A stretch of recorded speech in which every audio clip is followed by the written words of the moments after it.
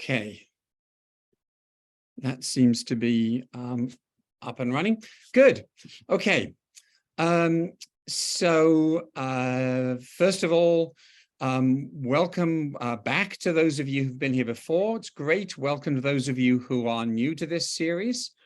We're recording it, and then it's going to go put up on our YouTube channel by the aforementioned Missing Alec in probably the next 24 hours.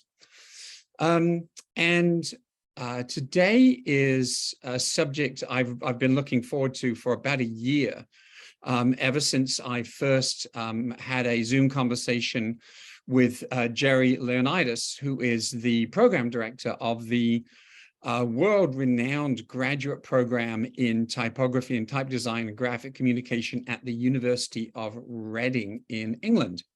And I'll call Gerry on board in just a second.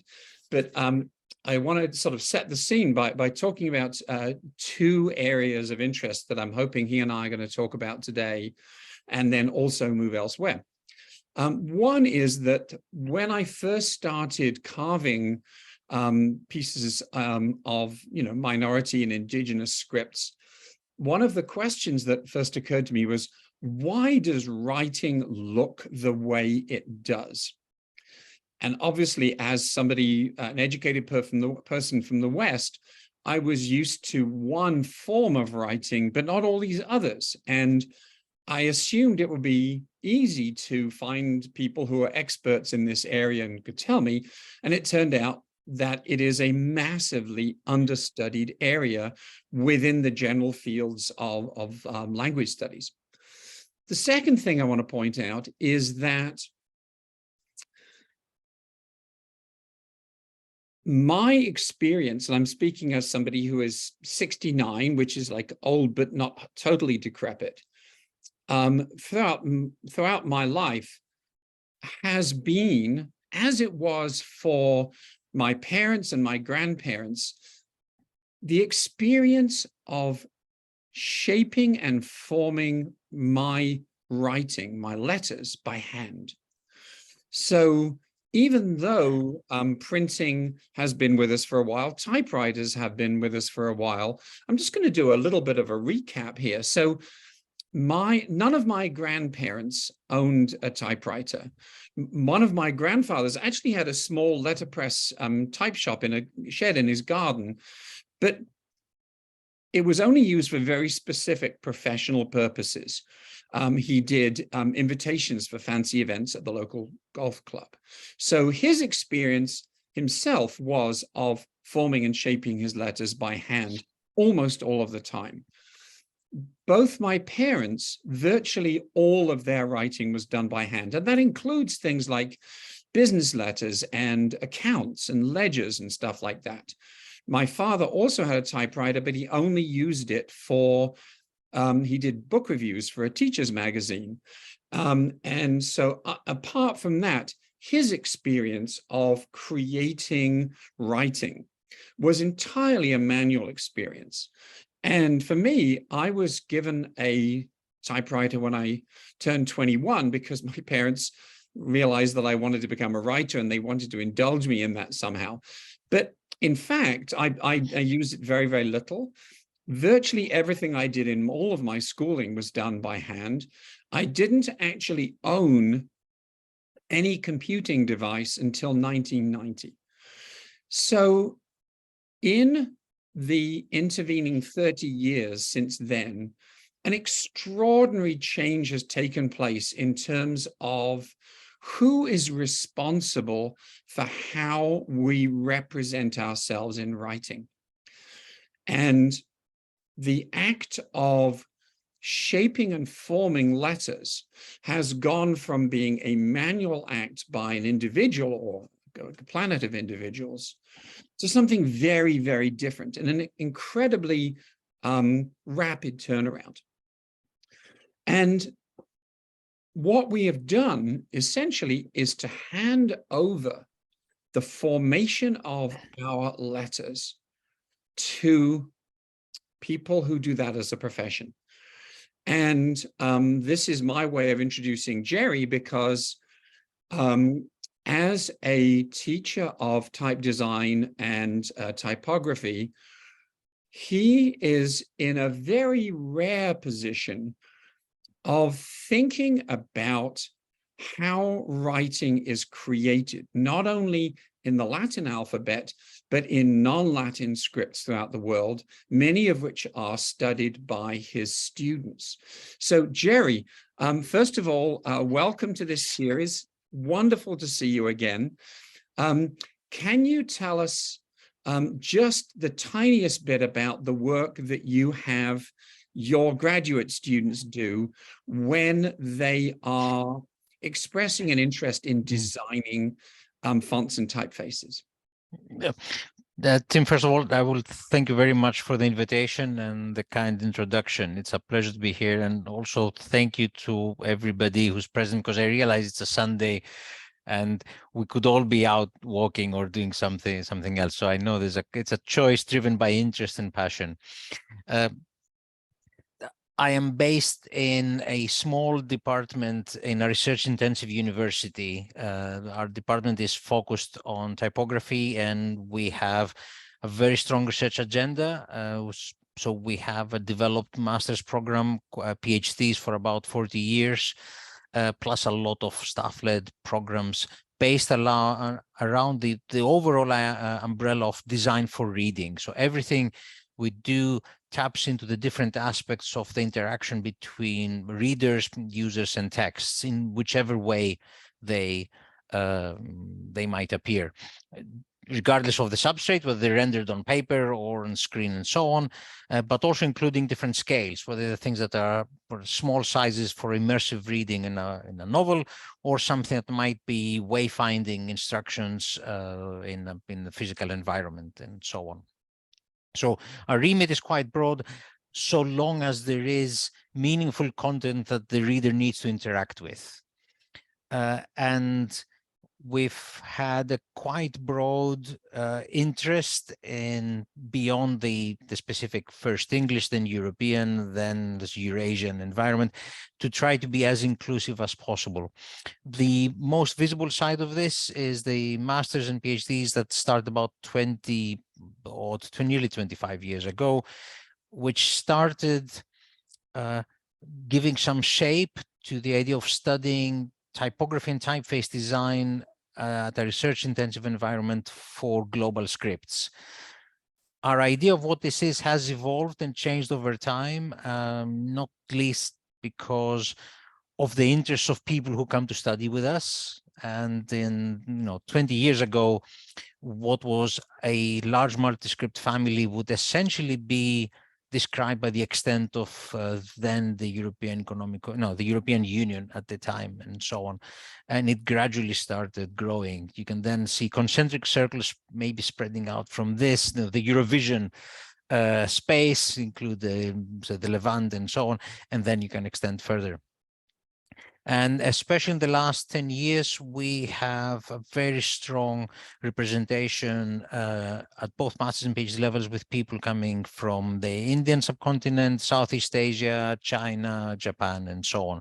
So we are, I'm going to be a little bit dismissive for the Americas, because you see all these space movies where a spaceship comes and they land somewhere in the middle of the States. That would never happen. If you're in a spaceship approaching the Earth, you would probably land in Kazakhstan. That's sort of the center of the world geographically is Kazakhstan. And that is an interesting way of seeing that. If you look at the global map, or you're rotating as a globe and thinking, okay, where do I rotate this and stop?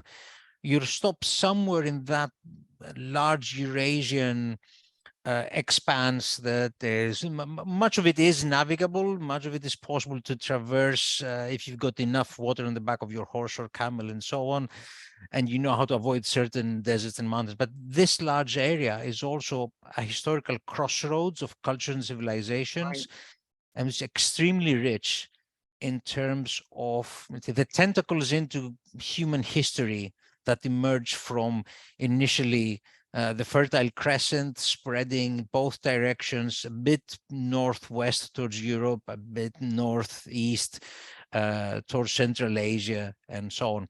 So I think our interests are probably more geared towards where we see the more complex, layered or nuanced stories of literate cultures developing, and also where there's a lot of humanity present. I think it's not surprising that we are getting a lot of interest in the last 10 years from people from India, Sri Lanka, Southeast Asia, China, exactly because there are a lot of people there and a lot of histories about the literate cultures that used to be relatively simplistic or maybe a bit Western informed, at least for those of us who do not have access to native languages, are being uncovered as having much more complexity and depth than we thought. So I think our interests are to some degree predictive of where interesting research challenges and design challenges happen, and also responsive to the demands by different markets. There are a number of very interesting issues raised by this. One of the most relevant is we're talking about cultures that are deep in time. That raises significant challenges when you're trying to create technology for dealing with that. You mentioned the interesting example of having a typewriter. I also figured out we're 15 years apart, which is an interesting number because 15, 16 years or so, it's roughly half a generation educationally.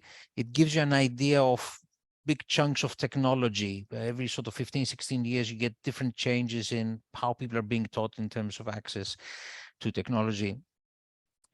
So the typewriter is an interesting concept because it is a snapshot of what people might think a very specific community needs in terms of access to typographic forms.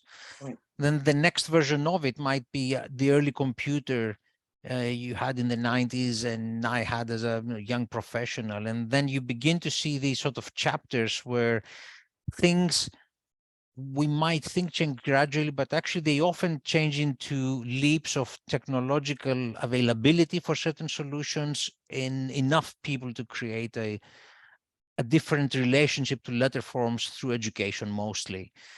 So you mentioned that some of our participants might be people who are educators and so on. We can tell very clearly when students, for example, went to school and had access to computers at primary school or only at secondary school or only as adults and so on. There's different cognitive models of what language is, of what writing is, of how they interact with text. Can you give some examples of that? Because that's something that's very interesting to me. How do you recognize those particular thumbprints? It is more typographic rather than type, although I'll come to the type as well. But it has to do with ideas of continuity of texts or of the sectioning, the semantic models of texts. So if I've grown up reading things that are on spreads, mostly, I will tend to have concepts that are very much punctuated by a concept of a page and a spread. If I have grown up reading mostly things on screen that have very deep pages, the concept of the entirely arbitrary end of a page is not really as strong in me, but I would really struggle with the concept of a spread. So right. You see a lot of younger students not really having the same kind of understanding of information that is presented side by side, but things that are more layered within a narrower environment. We also see different models that have to do with the semantic structure. So somebody has grown up with more conventional print typography in larger formats, and that's something that we need to keep in mind, that print typography tends to be larger than screen-based typography for most people. So if I've grown up reading a newspaper, I'm used to things that have 7, 8 different entry points, different layers of hierarchy that I can access. If I'm growing up reading a newspaper on a phone or a news site or something on a phone, I tend to have a shallower hierarchy, things that are flatter hierarchy semantically that maybe I have to make different kinds of choices, which path I will take. This then has a typographic reflection to the typefaces. How many typefaces do I need to support these kind of semantic structures, or how do I differentiate between different kinds of documents that I'm reading, and so on. So there is a connection to this also with the generation of forms for reading. What is far more interesting, and again, I think our generations are very characteristic of this. We are entirely transitional. Most of us had entirely analog formative memories. And then at some point in our adult life, depending on how old we were, at the time someone said, well, everything you've learned so far can go out the window. We're going to do things differently now. So depending on your feeling, you might have learned to do a lot of calculations, algebraic calculation by hand, and suddenly you had a computer that did it for you, and so on. But that has opened up a number of implications for how we see documents. The concept of information interchange that is very simple now. From the simplest thing, like the chat window at the side of this conversation, which means that somebody, regardless of what system they're on, can type something and it will be shared by all of us. This is an assumption that is like essentially 30 plus 40-year assumption at most. It's a very shallow experience for a lot of people. And it is formed very much by the kind of systems that were very first to the market and being adopted by users that enable this kind of behavior. But by being very early systems, it means that they had to make a lot of assumptions for what they would support or not. Now I'm speaking in English, is my second language, although I think on work matters, my brain now works in English rather than in Greek. To an audience that I can see, hi Tomaszek, you mentioned you're in Poland, so people who are sharing this kind of language that nobody really owns and is shared by quite a few people as this common denominator for exchange. And maybe some elements are shared, like some forms of letters, and some others are not, like diacritics that you need for Polish, that may or may not be available. And they certainly were not in your typewriter. And maybe the first computer that Tomasz got had French diacritics on, that you probably swore at the screen and said, oh, these are not the way I like them, kind of thing. And then, so you have this very gradual extension of what competence of a system is. What is, however, different is that the typewriter is very transparent. It's a very honest technology that says, you can see what I can do. And you can see what I cannot do. And maybe you need to hack it, or maybe you need to scribble something by hand and so on. Whereas a lot of systems that we're using now are actually quite opaque as to the limitations of their abilities. What is the character set? The concept of a character set in a digital environment is something that is often hidden by the user. We can see this in very simple editorial matters. I think there's no dearth of editors who are complaining that users don't know the difference between a hyphen and an M dash and an M dash anymore, or can get the quotes wrong. But that's simply because the interface to the character set is invisible to them anymore. The font has the things, the keys don't have them. But also the fact that the fonts I use may be able to typeset Polish characters, the Polish diacritics, but they are hidden from me because I need to go and access them through specific interventions. So that I require certain competence as a user to maybe know that they're there. Then I enable my Polish keyboard and figure out, oh, which keys do I hit and so on. And this is just in this extremely boring in terms of richness European space. I mean, we haven't really even pushed anything further to other scripts. We're not talking about Armenian, for example. Armenian is an easy case because it's a script that is relatively, well defined for the communities that use it. Cyrillic, much more complex. Then I go into other scripts where it gets even more interesting. And what is most problematic is the lack of a time axis in this. What do you mean? Yes, because languages have depth. And they have historical depth, which means that things like spelling changes, characters come into use and drop out of use. Oh, the Germans at some point figure out they're going to have a capital form of a sharp SS. Okay.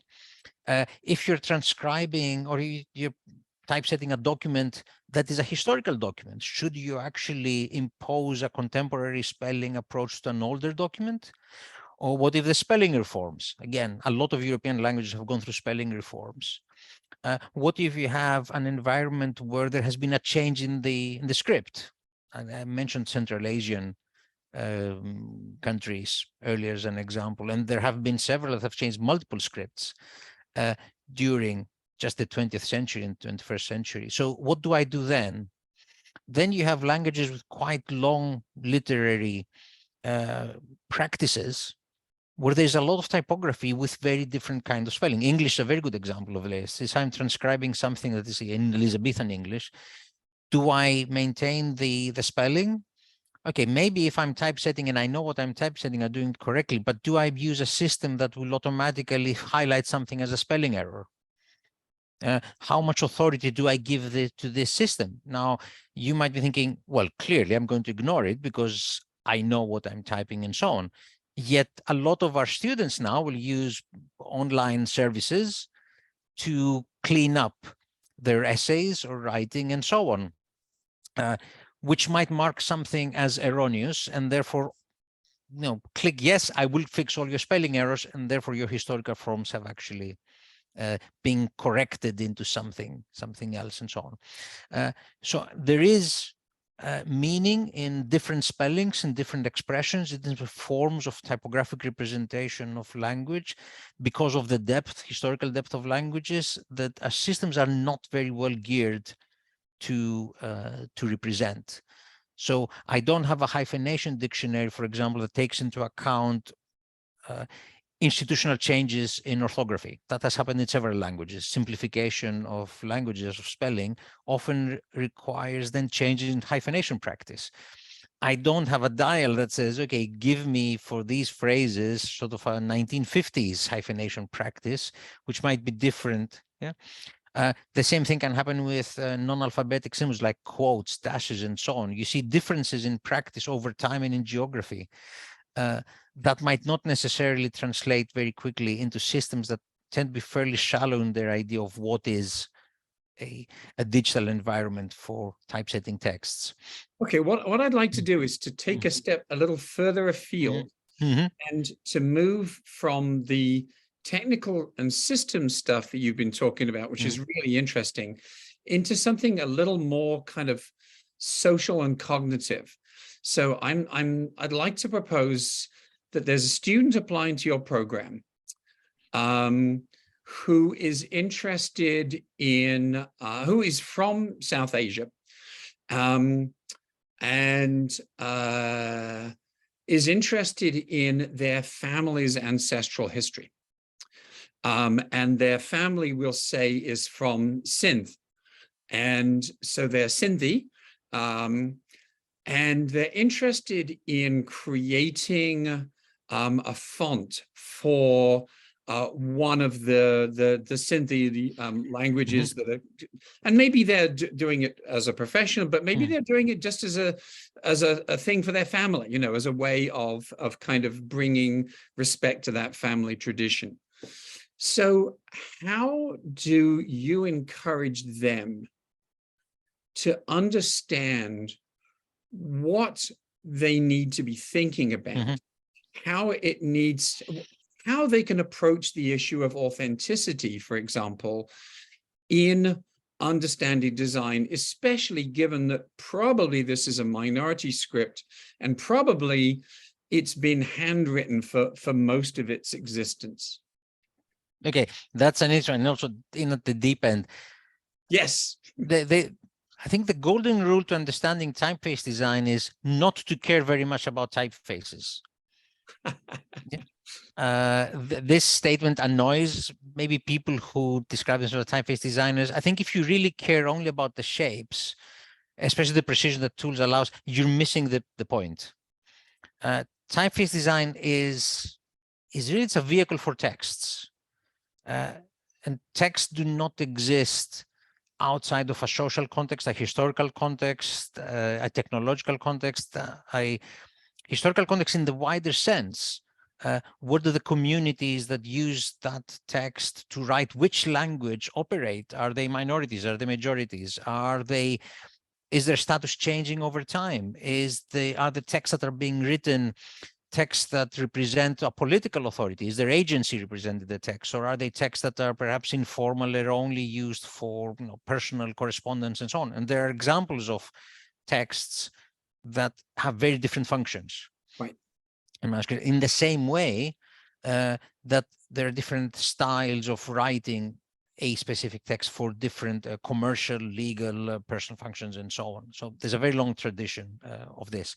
So before you start thinking about what are the right forms for anything for this text, you need to understand what are all the dimensions that inform that text as a representation of a language, right, and and of a culture. And yes, yeah, that's exactly. So of a family, actually. That's absolutely correct. So I'm sort of bringing language. I see language as a key vehicle for culture. Okay. So again, you could actually put me on the spot and say that, oh, I betray my biases in this case because I am prioritizing literate expressions of culture, whereas there are other cultures that are that are verbal cultures only and so on. But it's not an area I am really active in. On that one. Yeah. But you really need to understand the culture, the communities, how it has changed. Then you look at the geography. I think geography, economy, how things develop are absolutely central. Geography will tell you, first of all, what's around there. What's available in terms of resources at specific periods in time? What trade routes are there? Can you write? What can you write on? What can you make marks on? Do you just bang chisels in stone? Do you just write things on, scratch things on palm leaves, or do you have access to paper? Do you have access to skins of animals, whatever? Right. What tools can you use to do this? So you get a sense of the writing, the marking materials, let's say, and then you might get a sense of the ergonomics. And I'll come to this. How do people write? Those who write. Is there a specific, say, class of scribes historically, or is it something that is shared by a lot of people? How is literacy expressed? Again, are they sitting down? Yeah, exactly. So a lot of students in Western countries might have an idea that scribes are sitting and have something that looks like a lectern in front of them. Yet, I don't know, the usual example I bring for something close, if you do a search for St. John writing the Apocalypse, he's never sitting on a desk. He's always writing on his lap because he was a hermit, essentially. You go to India and you see pictures, representation of scribes writing on their laps or writing standing up and so on. You go in Central Africa and people are writing sideways on a tablet. So the ergonomics of writing will determine which way are you moving tools. Then if you look at the tools, you will ask questions about, okay, can I actually lift the thing? Yep. Or actually, do I need to keep dragging the thing? So a lot of scripts that look very complicated visually make perfect sense for the tools and the ergonomics that were used at the time that the scripts were formed. Because maybe if I'm writing on a palm leaf, it's a pain in the neck to lift and mark and then put down and mark. But actually, it's easier if I keep moving the thing round and round. And then I have something that might appear to be a more complex shape, but actually it's much easier to write. So you can get, there you are. There's an example right away. So this is actually a copy of a character from a Pallava inscription. So it's a monument. Yeah. And so therefore, that whoever's doing this has got time. It's not something that's being done in a hasty fashion. It's intended to last. And so they're going to want to spend a great deal of time working on it from a sort of a concentration point of view, an aesthetic point of view. And in fact, you've got this really interesting non-linear combination of elements.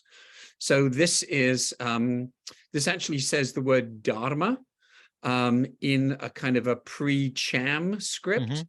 But the elements that make that up, the graphemes that make that up, are actually kind of embroidered and stacked rather than written in this kind of linear fashion. Yes, that's a very interesting example. And then you can also see that there are quite a lot of curve movement, which might actually be easier to perform while you're interacting with those materials. What you're also interesting that you showed something that has a certain ceremonial function, has a certain permanence. Therefore, there is a different role in this. There's a certain expectation of its behavior. Whereas if we look at much more informal or personal documents, then you see a very different conception of how scripts join, or to what degree are the marks required to be intelligible by a wider audience. Right. Am I writing for something to be read without my presence, or is something to be written only where I can predict the writers and so on?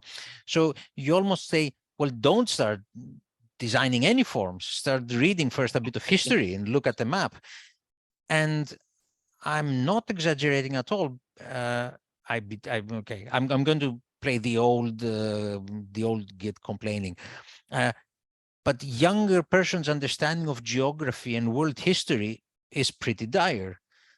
And I'm being completely egalitarian in this. That is my experience throughout the world. All the younger people I've seen across the world, as the world has become more interconnected, actually have a very shallow idea of, let's say, global world history and global geography,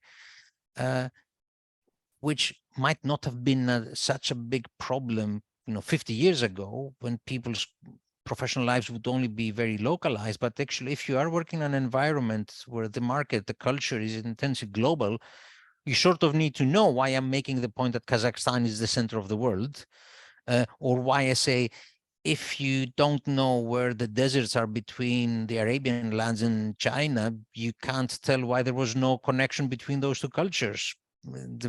So that kind of stuff matters. Look at the map, look at history, look at materials, look at geography. So a lot of the stuff that we see that happens in Europe, or in specific sections in Europe, happens for certain reasons, have to do with geography and the fact that the Mediterranean is just a big lake and you can actually navigate it without getting lost in the middle of the Pacific. Or because there are certain rivers that enable trade, there are resources that are available, I don't know, like shallow coal and so on, depending on which period you're looking at. So that stuff matters. You need to understand all of this context, then start to understand the cultural context in which texts happen. I mentioned who writes things for whom. Is it something that is ceremonial? Is it something that is performative? Is it something that is shared? Is there some such a culture of shared texts, or is it only somebody writes something that is mostly performed orally, as a lot of epic poems might be, and so on? Then you mentioned extinct languages. How extinct and when? Because a lot of things might go out of use or might be supplanted by other scripts. South India is a good example of this, where communities have lost the use of certain scripts, and the languages are alive but written by other scripts. But the scripts might have survived long enough for them to be recorded even typographically. Granta is a good example of this, that I'm a bit more familiar with. So somebody even went through the problem of converting a written script to a typographic script, and then it goes out of use. So you have a very different archival set of resources than if you have a script that is only in manuscript form, and for a period, let's say, pre-paper. Right. Right. So understanding all these nuances is quite important.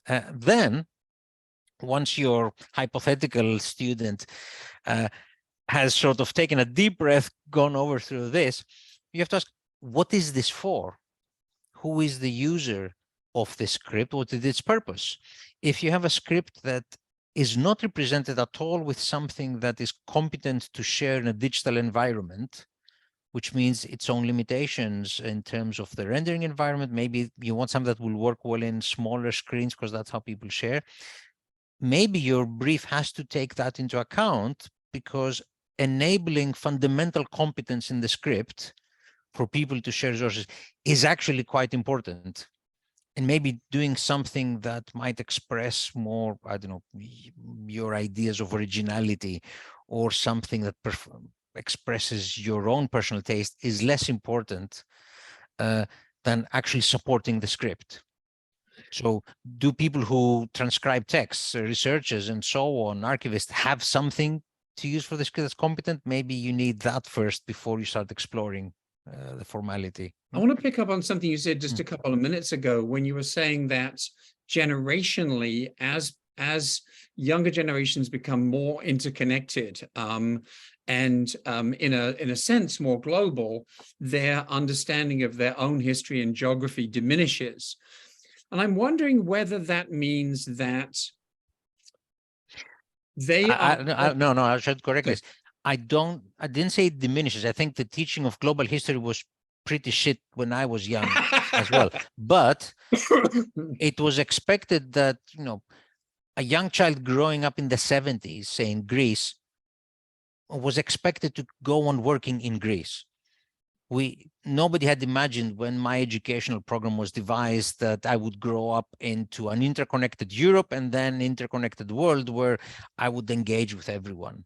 Right. I think that's the difference, that we made I see. assumptions that were very localized, which were mitigated by the circumstances of people's lives. Whereas now we are training people that we know will be operating globally and barely have a decent understanding of the history of the region in which they're growing up. So my question was, does this, when I think about the importance of the relationship between a written form and its culture of origin or its person of origin, I personally am, I guess, I'm conservative in the sense that I love the fact that writing can tell you something more about the person and its culture than simply the content of the writing itself. I've got some images I'll show in a minute about this. But I'm thinking if you have less of a sense of being rooted in your own immediate history and geography, does that mean you don't see much of a problem in creating simplified and more universal typefaces? And I'm thinking now of the simplified Chinese, the simplified Arabic, etc. For me, I lament those because those are two of the great handwritten scripts of the world, and simplifying them sort of removes them further from that graphic and personal and in fact religious tradition. But I'm wondering whether what you see is people are actually more interested in creating something which is closer to a more universal or global form and is less expressive of their own particular heritage. Yeah, you're assuming maybe that the heritage is something that we can determine clearly. Yeah, I'm going to I'm going to do what academics do and say, well, it depends. Okay, I do not lament efforts at simplification and so on, because language, verbal language, the language, the way it's experienced and the way it's written is something constantly living and reflecting the communities that own it. Even who owns language is something that is changing, the same way that I mentioned earlier. English does not belong to the English of the Americans anymore. It is something that is shared by a lot of people who are shaping its vocabulary, its syntax through practice and mixing with other languages.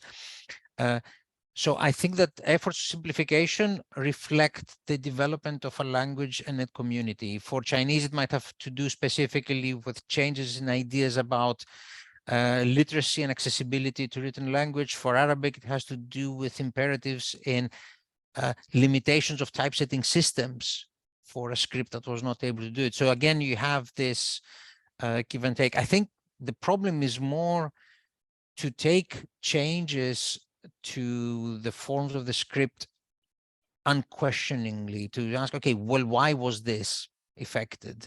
Okay, let's simplify certain forms because our technology does not allow us to reproduce them. If the technology then changes, so we just import unquestioningly the previous forms that were simplified or whatever, or do we need to question, do we take a stance on this? Do I just reproduce the handed down forms, or do I open up the forms to reflect maybe the richness of previous forms?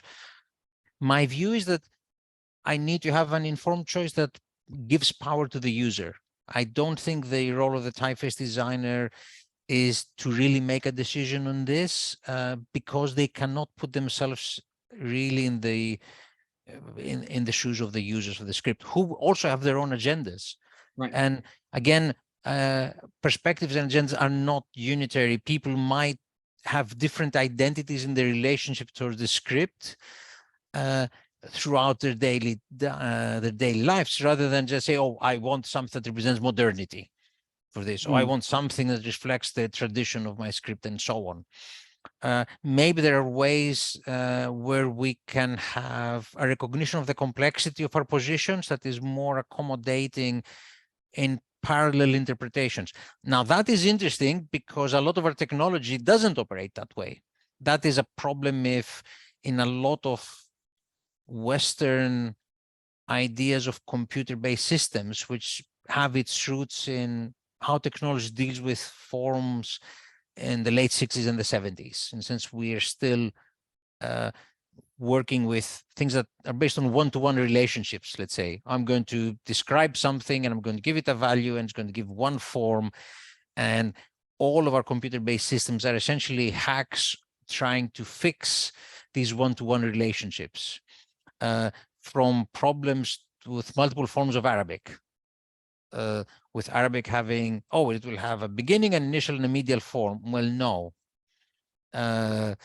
If you do a formal analysis of Arabic, you might see that there are letters for which a couple of forms might be enough, and letters for which 7 different variants might be enough. But if you have a technological model where I have a 1, 2, 3 model, and for each letter I will have initial, medial, and final, that means that for all the letters you need initial, medial, and final, and for none of them can I have initial 1, initial 2, medial 1, 2, 3, final 1, final 2.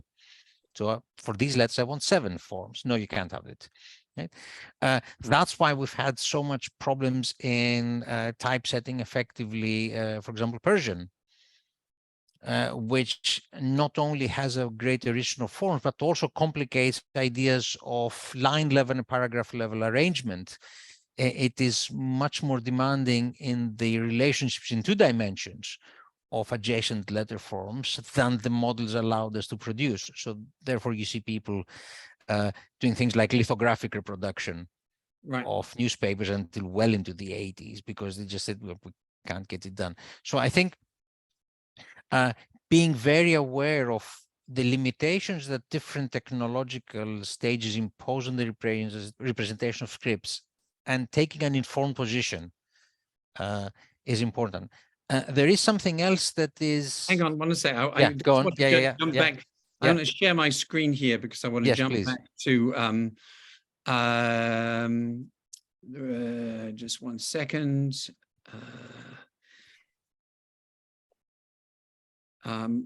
Where's PowerPoint disappeared to? Come on, you can do it. Here we go. Okay, so let me just, screen sharing is, okay, let's get back to Zoom. Share screen. Here we go. So I was at a grocery store in Seattle, and I saw one of these printed signs, very familiar, and I was struck by the fact that there's a word that you used when you and I talked before about how printing tends to flatten things. This is very, very flat in a number of ways, and it's telling you about these organic pairs. And how the flesh is sweet and juicy and tender and ideal for this, that, and the other. And I thought, the sign itself is telling me about that, but it isn't really filling me with a lot of confidence that this is a personal kind of thing. And then right next to it is this. So as you can see, this is a handwritten sign. And not only is it a handwritten sign, but that style that you see the numbers written in is exactly the style that the greengrocers in East London used when I was a boy. It's extremely familiar kind of magic marker style. There may well be a technical term for it. But I thought, the fact that this has been handwritten by somebody, these are this person's oranges. You have the sense that there is a history both to the orange and to the writing tradition. And I thought, there's no guarantee that these are actually better oranges than the others are pears, but at least you have a sense that you know who to go and punch on the nose if they aren't very good. You can sort of take them back because there's much more of a sense of sort of personal ownership. And then when I was in France, I came across this sign, which really completes the trifecta. So this is, I was in Toulouse. And so those of you who've ever been to France will recognize that that is a handwriting style, once again, which you could only find in France. There are a number of characteristic features there. So I wanted you to talk just a little bit about the way in which writing is converted, what it gains and what it loses when you move from manual to mechanical reproduction. Okay.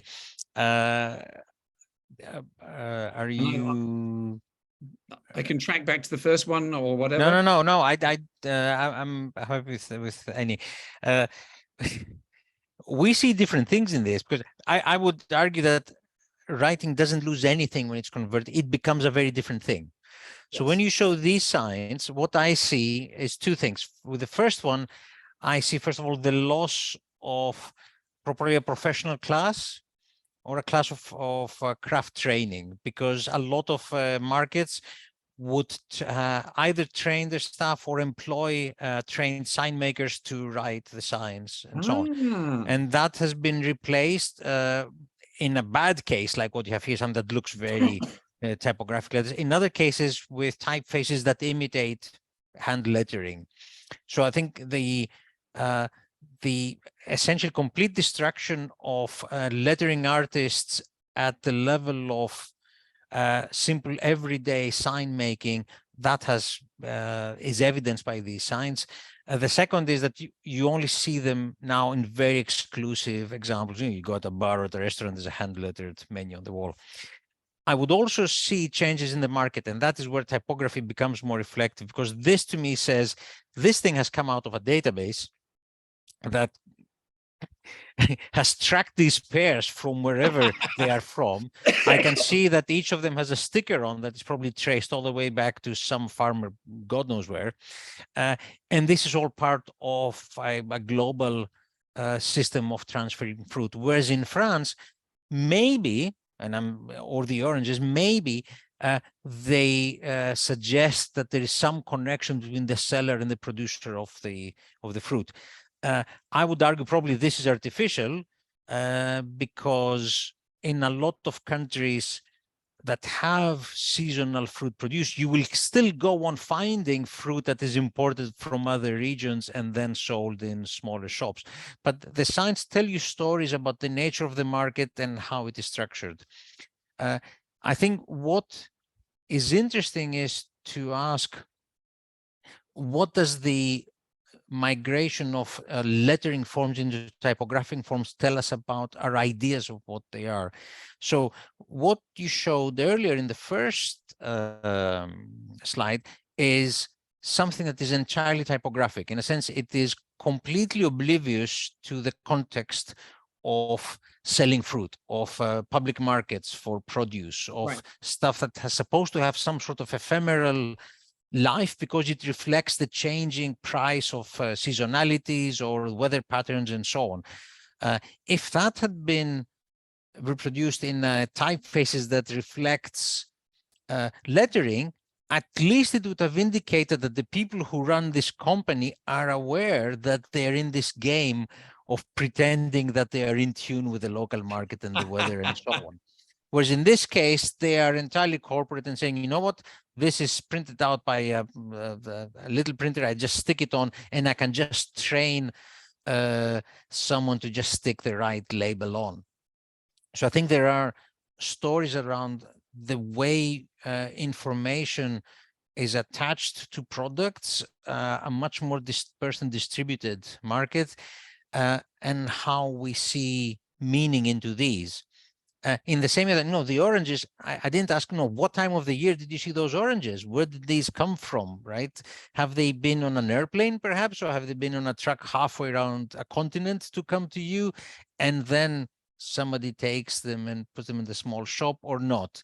And I don't know if that happens in Seattle, but it does happen in Europe, where you might see in what looks like a small market fruit that's completely out of season because it's been imported from another part, or it's come from a Dutch greenhouse. Yeah? These are great things, but I do have to ask you, is there really in the trade a tradition of writing these letters and these numbers in this fashion? There were a lot of people who would be doing ephemeral signs. And also there is a style of lettering that was being taught to employees that would look, in a lot of supermarkets would have it. It's a bit more formal than what you have there in the oranges, but it would be hand rendered with thick markers. Right. And it looks hand rendered, but it is fairly similar across all the products and from day to day. And it's a fairly simple script to write. But that also means that you employ that staff member long enough for that training to actually be useful. If you employ, students on part-time shifts, then actually you devalue essentially their contribution, and you really want to print your labels out. And in fact, when I was growing up in East London, it would have been probably the barrowman's son, or the kids who they had to make the labels. They had to learn how to do it.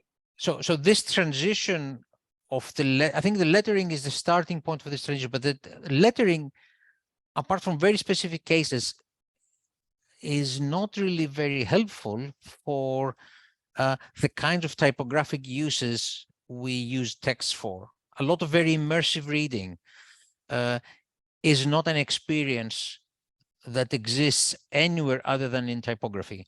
A lot of structured documents, a lot of complex information that has to do with anything to do with manuals, recording of information, education, that all is very much geared towards typographic arrangement of language. From the sort of late 16th, early 17th century onwards, when we have typographic forms of scholarship that are recognizable to us, essentially things with a lot of footnotes, that is something that only really happens in a typographic environment. The manuscript conventions for that are entirely different. They do exist, but they're for a very different audience, very different relations with texts. So I think what is interesting is to see how can we use the understanding of the script and the potential in the script to have certain richness of shapes due to different tools and different degrees of formality of writing it, to inform a very rich typographic environment. Because I think that is what's important going forward. And actually, maybe it's my go for it. time to share a text, to share a slide. Okay, let's see. Because I thought, okay, what is okay. Okay, so I need to figure out how to share my screen. The share screen there, I can do it. Okay, and now I can hit play. So I thought, okay, what are the axes for moving things in the future? The first is completeness. So you need to work to avoid crap like that. that is Sinhala on Facebook. Yes. I mean, it's crazy because Sinhala is a living language, and there's an actual community of people. This is not some sort of archival document that only a community of academics really need to read to uncover some lost literature, although that is also important. This is people's everyday lives. What is interesting there is that actually living translation works in this case because the underlying code points survive rendering, the lack of rendering options YouTube.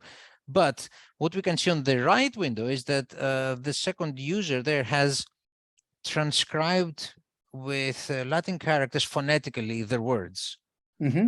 Now, this is some sort of enforced colonialism of the worst kind. Yes. If I went as someone representing another country, went to the culture and said, you know what?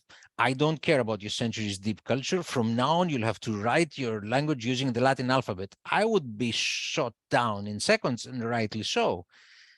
And yet, the fact that the technologies that are presented as enabling interaction for these people not being able to support the scripts properly is an insult of an extremely profound kind. And I think this is really unacceptable. So first thing, make sure that there is completeness in character sets, but also in the glyph positioning and substitution. But what, as I mentioned for Persian, things that do with the line and paragraph level arrangement of texts. That's really important. The second is parity. Again, this is a case from Sri Lanka. I really think Sri Lanka is an excellent example because it has living communities that operate side by side with different scripts, with quite different characteristics. So it's very common that you will see Tamil, Sinhala, and Latin side by side, as you do here on traffic signs.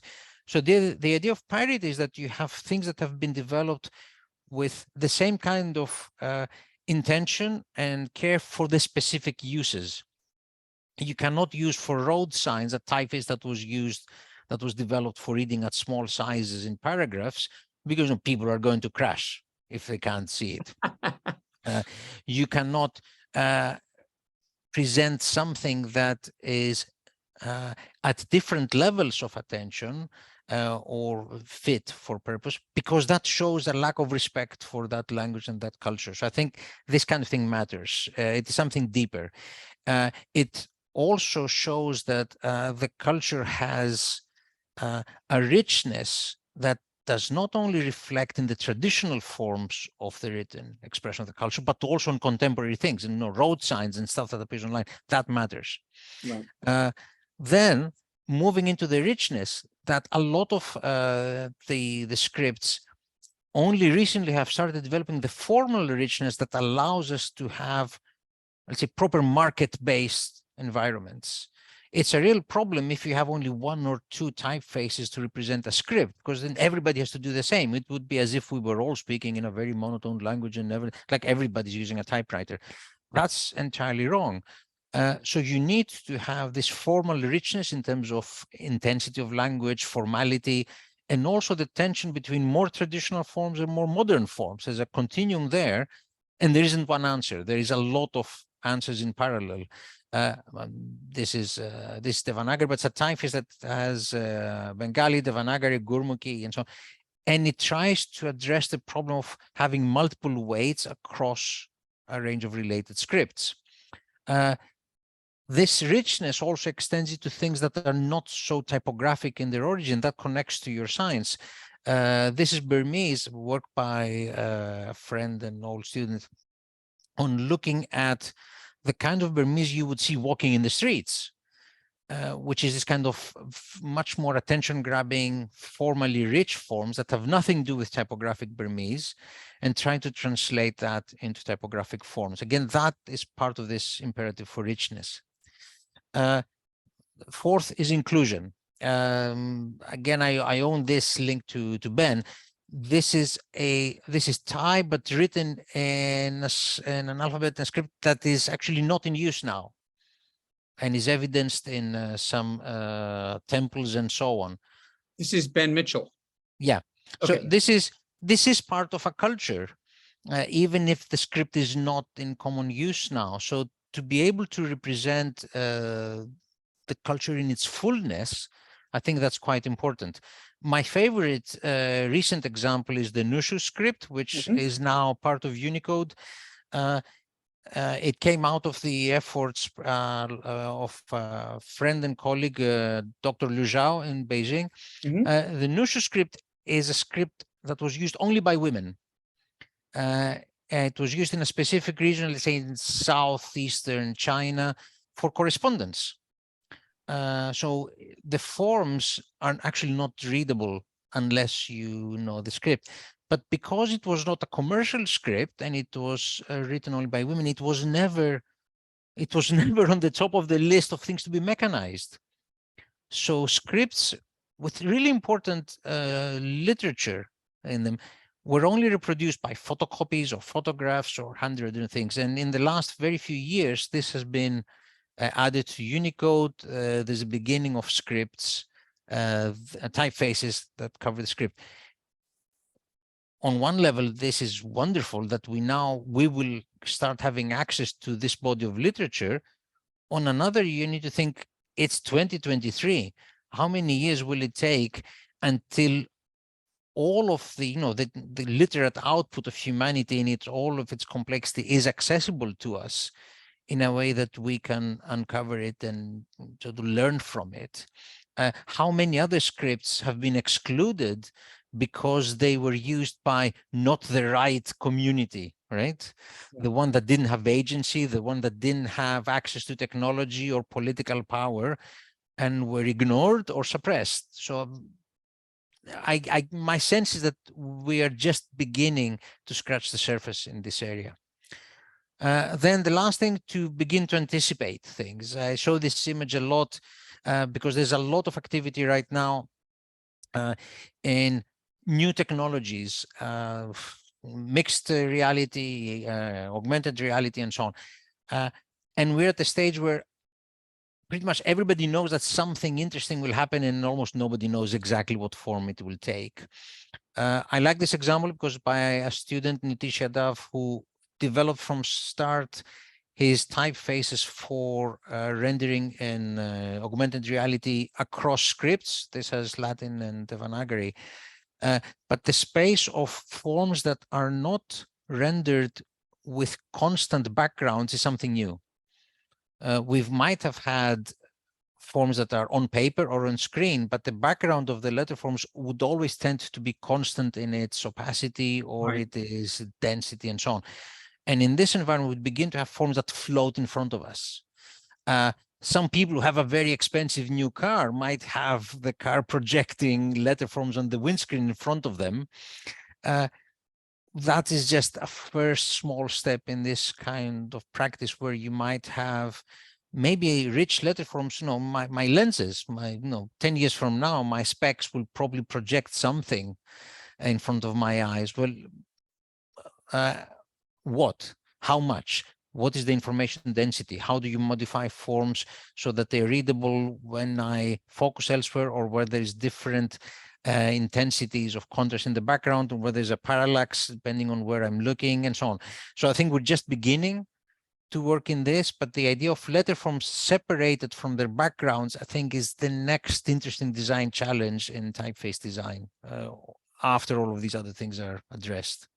I'm going to exit this so I can stop sharing. Yeah. Well, that is amazing. So we're running a little bit over time, but I really want to throw this open for questions and comments from our group here. Pepper says, I'll leave you with a question. I was really interested in what you said about appearance not being the main aim of typography, and the importance of social, linguistic, political contexts of writing. But I wonder whether you think having a range of typeface appearances is important as well. So in writing English, I'm very privileged in being able to choose between hundreds of typefaces for a presentation, depending on my mood, what I want to convey. Yes. The language writing tradition struggling to gain and maintain presence online is having that range of visual choices something to aim for. And I would add something to that. Given that there are languages which have, for example, modulations for tone of respect, for example, is there a danger that in our thinking about typeface design, we think purely in English/Latin terms, and we don't even recognize the importance of those variations? Okay, I think Pippa's question is spot on, and she anticipated, I think, my point about richness. My point is that a single typeface is not important. Any single typeface is not important, but the body of them that are available to users of a language is important. So exactly what she says, they're having a sufficient range that reflects attitudes to formality or informality, modernity or tradition, different tones of voice, different perspectives on authority, and so on. That is important. So you might argue, how many do you need for this? For language, do you need 100? Do you need 1,000? If we take, say, Latin-based languages as an indicator, it might seem that a healthy market that is choice-driven is tens of thousands. Right.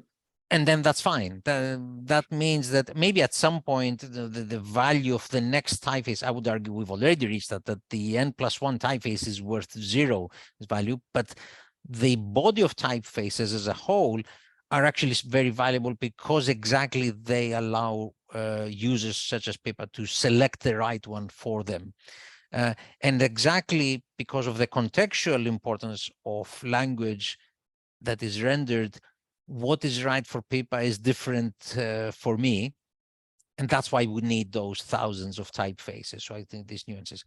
The relationship with Latin languages in practice has a lot to do with technology and terminology. Again, language is important.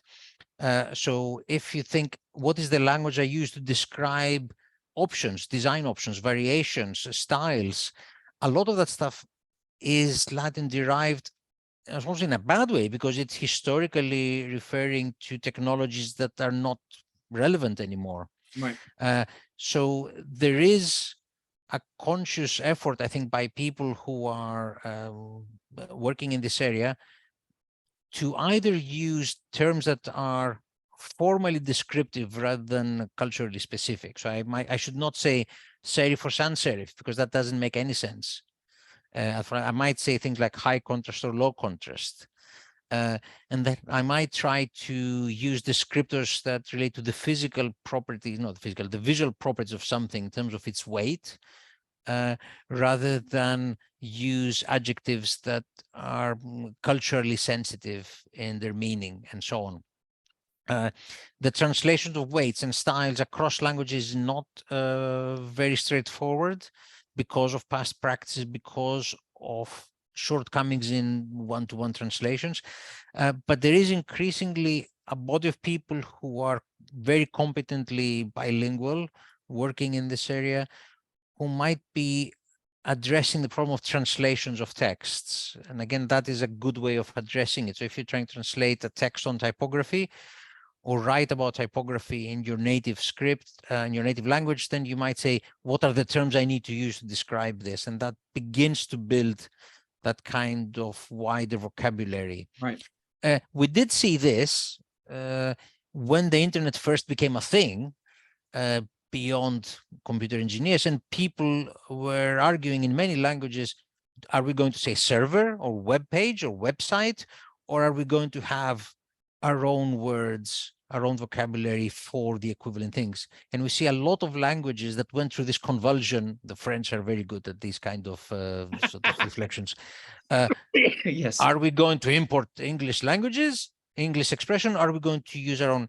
And at some point, language reaches some sort of agreement where maybe some elements are imported, and maybe some language, some terms are developed locally. So le weekend, but l'ordinateur in French. So yeah, for some things it works, for something that, and I think that happens for everything. Okay, so Alec, who in addition to being our producer, has also written 2 books on typography and is a great guitarist.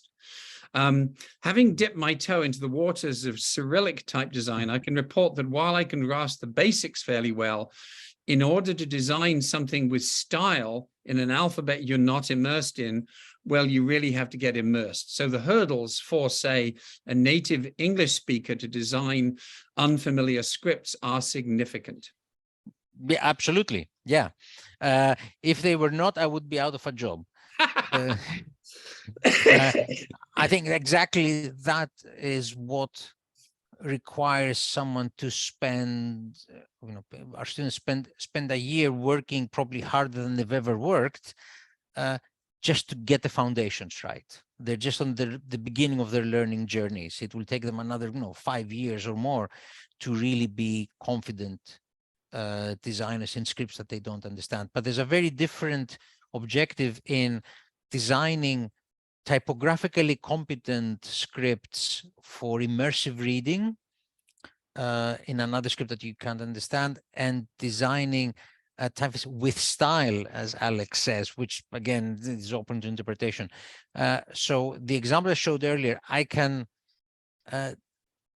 determine a set of rules. There's a fairly straightforward process to figure out what kind of visual analysis to do in typographic text to determine what is a well-designed typeface for immersive reading for any script for competent free readers of a certain community. That's doable. And you don't need to know too much about the literate culture of the script. But if you want to design something that explores the stylistic options or variations of the script, or to understand what works in relation to lettering traditions, how do you translate lettering tradition, like what I showed with Ben, with Burmese, then you really need to have an understanding of the culture, because that everyday interaction with the full richness of the visual form of the language is something that you can only get if you're there, in the same sense that I am not actually competent to comment on new display typefaces for Greek because I've been away for 30 years, even though I have a lot of confidence in my views on typefaces for Greek for text.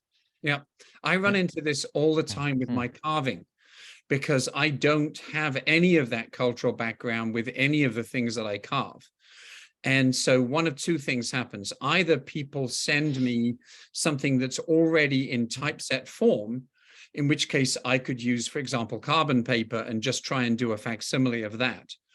Or I say, okay, I want to try and do something which is somehow more expressive, but then and so then I start sketching it out in pencil, but then I'm very aware that what I'm doing may have nothing to do with their cultural tradition. It may seem like an imposition, but on the other hand, especially if it's a minority script, they may actually be happy that somebody else is bringing a perspective to bear, and trying to express it in their own way. So I do a lot of drawing and a lot of erasing, and then I send it back and say, what do you think about this? Yeah, I think the most important thing is respect and reflection. Yep. I think if we are reflective in our practice and we approach with respect the limits of our knowledge and understanding, then our motivations are probably going to help us learn and also be reflected in what we produce. Because if we are reflective and respectful, we're unlikely to do something hastily or unthinkingly. We're probably going to try to explore ways of knowing. I think the problem is not that people are expanding the practice beyond their culture. I think that is really good, because then we learn more, we understand much more, both commonalities and differences between cultures. And also, as you say, we might help advocate for cultures. I think that is important. As long as there is reflection and respect, then I think people should be encouraged as much as possible. I should also say, nobody owns anything. Just because of the coincidence of my birth in Greece doesn't mean I lay any particular claim on Greek culture and can exclude anyone from doing anything with it.